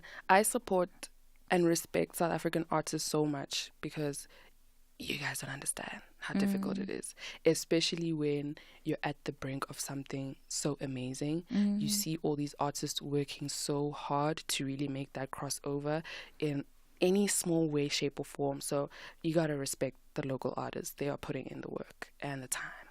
So you've also been bitten by the Amapiano bug. Is it a bug, Cathy? I don't know what it is. Gasp. But you are now there. Gasp. With all the other Amapiano people. Come on. I thought it was, a collaborative, country efforts, country duty. Okay. You know, listen. To keep it short and sweet, I am not transitioning or rebranding. So we can all take a deep breath. Okay. Woosa. This album is very much an R&B album, top to bottom. So I'm not going to be starving anyone of the rhythm and blues. But you know what? Being an artist and being a mainstream act also opens you up to so many more opportunities and so many more pockets in the music industry. I grew up in Pretoria. Soshanguve. My mom's from Soshanguve. Makes sense. Makes sense. And I love music above anything. It's not even a genre thing. I really love music. There's also so many more genres that I'm experimenting with on the album that are not just amapiano that you guys are gonna hear. I'll let you guys be the judge of it. But I have no beef with piano, and I don't think people should have beef with me being on piano. You know, it's a collaborative and we effort. probably also shouldn't have these very heavy expectations on you and try to box you as an artist. I hate to be boxed in. I really hate to be boxed in. Fair. I just want to get to the studio and create amazing music. If Kabza calls me and is like, you know what, go batla mo di maga kota e konamela kota ketse byang. You know, it's the spirit, and I love music, you know, but it's no beef. There's no beef with piano. Okay, there's no beef with amapiano. It's okay. We release you into amapiano as well. You are officially released into don't say it like that. Now you make it. Don't say it like that. Listen, I'm still the queen of R&B, if I can say so myself. So I'll always be spearheading and running with that. Your new project, what has gone into it? You said earlier that part of the moments you went through during COVID really played a big part in the discovery of this chapter of how you make music. Definitely. So what can people expect? People can expect growth. People can expect to hear my story from a perspective that I don't think a lot of them have. Just even listening to these voice notes, people didn't know I was South African. So that is just the crust of it all. There's so many more layers to me just as a person outside of being a musician, you know, my upbringing, the influence of my parents in my life, my siblings. I'm a big sister, you know, what that means, being a provider, being independent at such a young age, being far from home at such a young age, understanding what it means to, you know, have a shift in your mental health and understanding ways to address that in healthy ways. I'm also very open about that on the project. And it's also a full circle moment. Like I said, I feel like I've traveled all over the world only for me to end back right here, you know, as an independent artist once again. And I'm about to share this debut from home. I'm going to drop it from home. Wow. So I'll be here. And for me, it's really just a reintroduction. And more like a reunion for me and my fans. What have you found or discovered that South Africa does for you that perhaps you may not have fully appreciated before you went overseas? Do you know what my South African fan base does? Unapologetically, they keep room for me. They save a seat for me. When I say, listen, I don't even know how many years it's been, but the excitement, the love, the DMs, people even send emails to the booking email being like, girl, how much longer? Where are you? We are waiting. We need you. We're not moving on until, you know, we're with you. So I just feel so grateful in an industry that's so fast paced. So many people are here today and gone tomorrow. I think it's so unfathomable how I'm still the center of the people's hearts. And when I say the people, I mean my fan base. And when I say the fan base, that fan base has carried me through, across these borders. I've seen the world through this fan base. And this time around, I'm releasing music from such a place of gratitude. I will never again take for granted the art of being able to put out music. Elaine, we're edging towards the end of our conversation. I'm being pressed just to come on and play a couple of more messages from our listeners. But then I also want to squeeze in one of the songs that you have produced with this latest project. Okay, let me play some voice notes. Good morning, Sis Cathy, and good morning to the SAFM listeners. The lady you have there in studio, may God bless her and may she continue to pour her love through this music. Thank you. Musa in Cape Town. Morning guys, Craig here. I just wanted to give a little shout out to Elaine. I was actually in Elaine's class in primary school back in the days of Newtondale. She, myself and Nima used to sit in Mosnanyane's class. Craig! Early days, I heard No Elaine sing, way! and back then, I think I was grade 6, I must have been 12, 13 years old, and I just remember saying, this girl has got pipes. And next thing I know, I came back from the States a while ago and I see this Elaine figure on the radio, and I'm like, there's no ways that's the Elaine that I knew. And then, so be it, there it was her. So I just want to say, I called it Elaine, all the best to you, well done. Yeah, you've got a bright future ahead for you, and it's nice to know that I was there back in the day and I knew big things were coming from you. So yeah, shout out Elaine and lots of love. Craig, not you making me cry. Hi, Cathy. Hi, Elaine. Make us proud as women. We love your music. You bless us. God bless you and make you fly more. Bless you. Oh, guys, that made me so emotional. Craig, I remember you like it was yesterday. I remember exactly where we were sitting in the class, and I know I was the annoying girl that was always singing, but you were always so kind to me. And even hearing you now all these years later, I just know that you're still the person that you were back then. So thank you. That means so much to me. That is crazy. I am tearing up, guys. I am tearing up. I didn't come here to cry. Worry. We specialize on this show in making artists This is cry. too much. This is our speciality, and our listeners always show up to the party. They never disappoint. That is insane. What That are you is so looking special. forward to the most? I'm looking forward to this, connecting with my people through music. This is really the best part of it all. Elaine, we wish you all of the very best. Thank you so much for coming into studio. Thank you for having and me. And you know, it's good to hear that you used to run the streets outside. So now you know that this is always home, hey? This is always home. Forever and ever. Forever. Elaine Moyo, our Friday wind down guest. And really, what a great way to end off the week that has been. So I'm going to leave you with All Night Long featuring Major League DJs. And we'll be back with you again on Monday between 9 and midday. Catch the Tastemaster Junior this Tuesday evening at 7 on SABC2.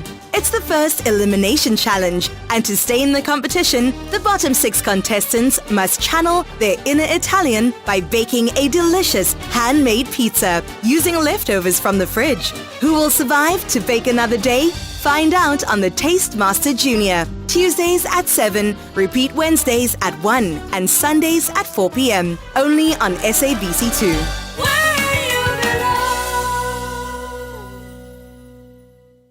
Mzansi Africa's beautiful game is back. Reigning champions Ezimnyama Ngani want to do it again, but they must conquer their battle against Gavin Hunt and his troops. However, Matsatsansa Pitori have a massive plan to march to the semi-final. This is the MTN 8 quarter-final. Wafa Wafa. Orlando Pirates versus SuperSport United. This Saturday, 3 August at 5:30 p.m. Live on SABC1 and SABC radio stations. Also available on SABC Plus and SABCSport.com. Hashtag We Love It Here. Proudly brought to you by SABC Sport. For the love of the game. SAFM is celebrating its 88th birthday, and what better way to celebrate than with you, our loyal listener. We will be giving away 8,800 to 10 lucky listeners during the month of August. To stand a chance of winning, stay tuned to SAFM and SMS the keyword SAFM88 followed by your name to 41391 and listen to the station throughout the day where you could be selected as a winner. SMSs are charged at R1.50 per SMS. Free SMSs and SMS bundles do not apply.